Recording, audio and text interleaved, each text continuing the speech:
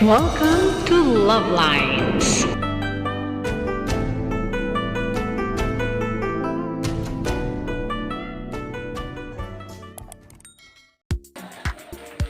Pag hindi natin mabuksan, Bubuksan. Punitin ang lalagyan. What's that?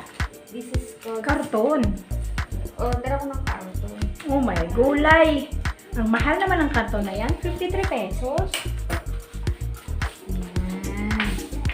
Ayan. The devotion of the seven saints. So, bumili na ako ng ganito para pag ano.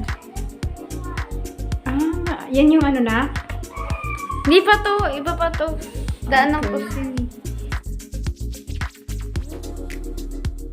So that's all for now. Thank you so much for watching.